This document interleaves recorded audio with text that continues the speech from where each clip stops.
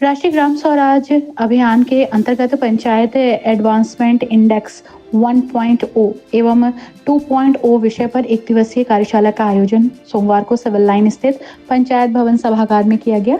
इस कार्यशाला में जिले के विभिन्न विभागों के अधिकारी और मीडिया कर्मियों ने भाग लिया। कार्यशाला की अध्यक्षता उप निदेशक पंचायत ने की। जिला पंचायत राज अधिकारी आलोक शर्मा ने कार्यक्रम की रूपरेखा प्रस्तुत की और पंचायत एडवांसमेंट इंडेक्स की महत्ता और उसके विभिन्न मापदंडों पर विस्तार से प्रकाश डाला।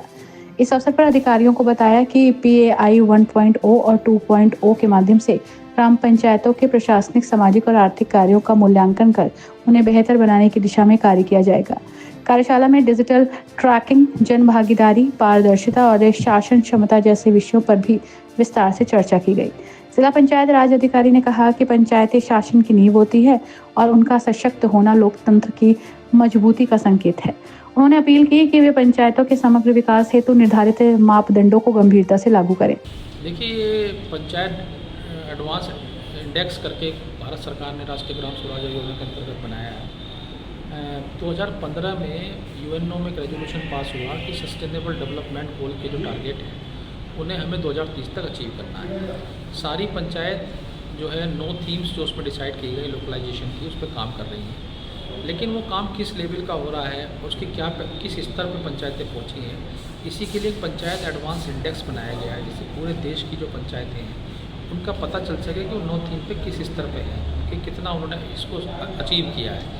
और इसके प्रति जागरूकता करने के उद्देश्य से ये कार्यशाला आज आयोजित की गई है। ये कार्यशाला 3 भागों में आयोजित होगी। पहले चरण में आज की जो कार्यशाला है वो हमारे जनपद स्तरीय अधिकारीगण और आप हमारे मीडिया के जो बंधु हैं उनके माध्यम से जो सेंसिटाइजेशन करने के उद्देश्य से आयोजित की गई है। कल हमारी विकास खंड स्तरीय कार्यशाला का आयोजन किया गया, जिसमें हमारे ब्लॉक के BDOs और ब्लॉक स्तरीय खंड स्तरीय जो अधिकारी हैं उनकी कार्यशाला होगी।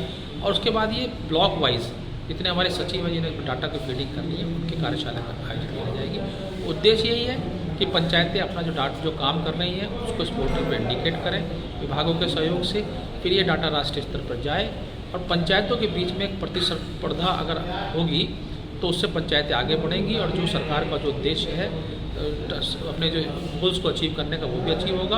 और इसमें एक व्यवस्था और भी है कि जो पंचायतें अच्छा काम करेंगी उन्हें राष्ट्रीय स्तर पर भी पहचान मिलती है, पुरस्कार के लिए आवेदन कर सकती हैं। बहुत बड़े बड़े पुरस्कार, 1 करोड़ तक की धनराशि का पुरस्कार आजकल राष्ट्रीय स्तर पर पंचायतों को दिया जा चुका है। तो मैं आपके माध्यम से सभी पंचायत प्रतिनिधियों से और अपने जो लाइन डिपार्टमेंट के सहयोगी अधिकारीगण हैं उनसे भी अनुरोध करूँगा कि वो सतत इस पर थोड़ा सा जागृत करें, अपने विभाग को जागृत करें, पंचायतें सजग हों, जिससे कि जो पंचायत के प्रतिनिधि, क्योंकि निर्वाचन का भी वर्ष है, अगर अपने काम को प्रोजेक्ट करेंगे तो उसका बहुत अच्छा मैसेज समाज में, देश में जाएगा।